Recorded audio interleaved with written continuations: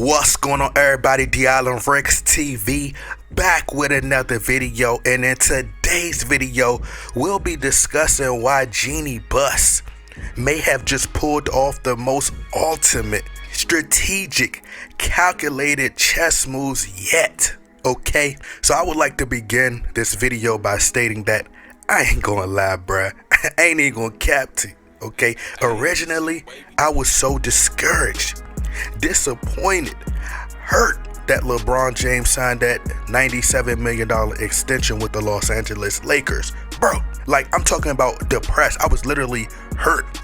And truthfully, I wanted to hop on the quickest flight to California and play that Biggie song, How It Go. I'm going back to Cali, okay? I'm going back to Cali, bro, and pull up on Jeanie Buss. Pull up on me. Okay, pull up on Jeanie Buss and question her as to why she would pull off the dumbest move in NBA history by re-signing LeBron James. Like, after all the subliminal shots aimed at LeBron on Twitter, like literally calling Michael Jordan the GOAT in the new NBA 2K23 trailer, stating that Kobe Bryant was the greatest Laker of all time over Magic Johnson, to storming out of Crypto Arena as she witnessed the team that she watched her loving father build from the ground up. Dr. Jerry Buss put a fortune into leaving a legacy and having one of the most luxurious franchises in NBA history, to watching LeBron James literally putting self over team.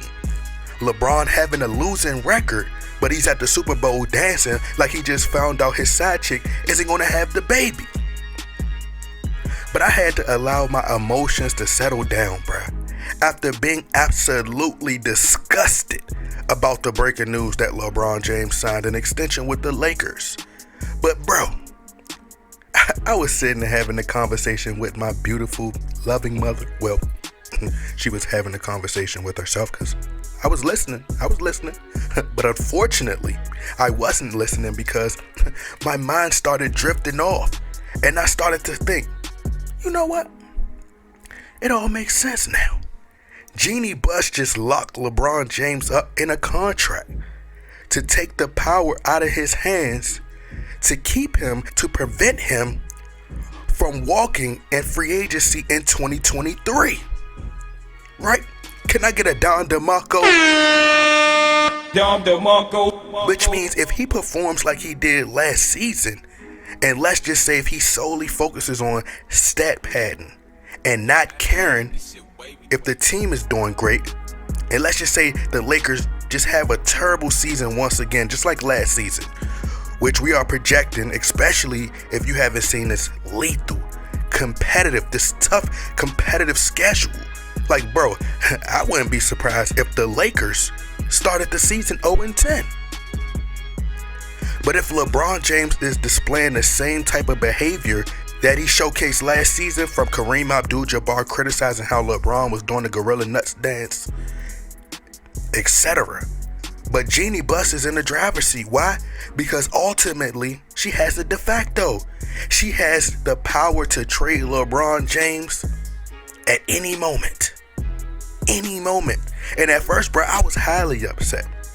But this is why reading is fundamental and very important, because I want y'all to read this with me so y'all can see why Jeanie Buss is such a genius. It was such a genius move by Jeanie Buss in the Lakers front office. But let's read this article, because I want you guys to hear what this is by NBC MSN Sports. So this article was written by Mike Winters, and it goes on to say LeBron James has agreed to a 2-year, $97.1 million contract extension with the Los Angeles Lakers, making him the highest paid player in NBA history, as first reported by ESPN. It says, with the new deal, James will make at least $528.9 million in guaranteed money during his career, surpassing Kevin Durant in all-time earning, according to salary tracking site SpotTrack. Here's a look at the all-time highest earning NBA players, including both active and inactive players. So you see LeBron is number one. So this is very important, you guys. I want you to read this. I just need to go to the part where it's talking about his contract. Alright, so it says James was entering the final year of his contract with the Lakers, which pays him $44.5 million for the 2022 and the 2023 season. With the extension, he will make an estimated $46.7 million for the 2023-2024 season. It includes a player option for a third year, which means that for the 2024-2025 season, James can choose to extend the contract or sign with another team. But here's the most important part. Here's the kicker. It says, since it's a contract extension and not a new contract, James is ineligible for a no trade clause, right? Once again, let me repeat that. Since it's a contract extension and not a new contract, James is ineligible for a no trade clause. Can I get a Don DeMarco? Don DeMarco. Okay. So to all the real diehard Laker fans all around the world, not the Bronsexuals, but the loyal Laker fans, y'all can relax. You don't have to worry. You don't have to panic. LeBron James may appear to have won and come off as he, was in a heist and in a position of power. But here's why Jeanie Buss played this one very smart. LeBron James is on pace to surpass Kareem Abdul-Jabbar on the all-time scoring list. She knows that the lead up, the marketing, the promotion will rake in armor trucks of cash, right? From the ticket sales to the TV ratings. Now, the Nets have just put out a report that they refuse to trade Kyrie Irving unless they can bring in another player that can make an immediate impact with the Nets. Now, unfortunately, the Lakers don't have that. The Nets won't take Russell Westbrook. Why? Because his name has been tarnished and dragged through the mud by the LeBron James media. And more importantly, Kevin Durant don't want to play with Russell Westbrook no more. So he's threatened to retire. Anthony Davis could just wake up and stomp his toe and be out for 6 weeks. And the only other one star player that we have, the elite player, right? This is our hidden piece, our hidden weapon. Taylor Horton Tucker, people. It's like, nah, but in all seriousness, but as I've said, the Nets are purposely sabotaging Kyrie Irving and mentally breaking him down from his actions from last season. But I'm gonna do a full video to detail why the Nets won't trade Kyrie Irving and why they're putting him through this, okay? But this is nothing but pure punishment for Kyrie Irving. So there are really no huge trade assets that the Lakers can make, that the Lakers have to make a trade. And they won't have the cap space to acquire anyone with LeBron James' contract. So that put them in position to where they're not going to be able to get anyone that could make an immediate impact and that could lead to a championship. So what does that mean? So if things so happen to not go well and LeBron James is frustrated, and this is hypothetical, let's say LeBron James is not having a season that he's not having a great season and he's frustrated because y'all seen what happened last year. He don't like taking the blame. The Lakers can trade LeBron to his preferred destination.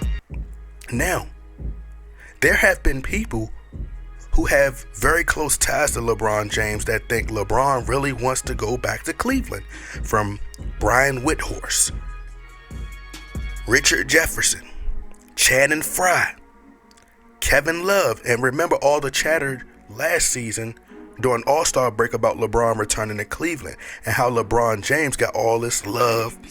But in my opinion, which isn't illegal yet, but in my opinion, I just don't see LeBron James playing with Bronny James in Los Angeles. It just makes more sense that LeBron would want to return home where he's from, or close to where he's from, with his son, who's from there as well, drafted to the same team that he was drafted to. That just makes more sense. So what I predict is the Lakers will lose and have a really bad season once again, because this roster isn't going to cut it, bro. LeBron, who can't take losing and hates being blamed, will get upset and frustrated, and the Lakers will propose trading him back to Cleveland. And then you have people say, oh, well, what can the Lakers get for LeBron James? What can you get for LeBron James? And I'm like, didn't we lose a lot of picks? We lost a lot of picks by trading for Anthony Davis. Maybe we could get some first round draft picks back in return for LeBron James. We'll still have Russell Westbrook and Anthony Davis. But let me think like Rob Pelinka. I think that this is Rob Pelinka thinking. I think this is Rob Pelinka's thinking. Rob Pelinka is thinking they have their sights set on the 2024 NBA free agency, because if they do trade for Kyrie Irving, and let's just say he walks the following season, because we know how Kyrie Irving can be unpredictable, that means you would lose your draft picks, and now you just have LeBron James, who will then walk and exhaust you of all your assets. I think that they will make a trade potentially, but they're not giving up both of the picks. I highly doubt it. But I think Rob is solely focused on 2024 and free agency when Kawhi Leonard becomes available, Klay Thompson, Paul George, Pascal Siakam, CJ McCollum, DeMar DeRozan, and these big name guys who become available in 2024. But anyway, y'all let me know what y'all think. Y'all get in that comment box, like, share, subscribe. I'm out.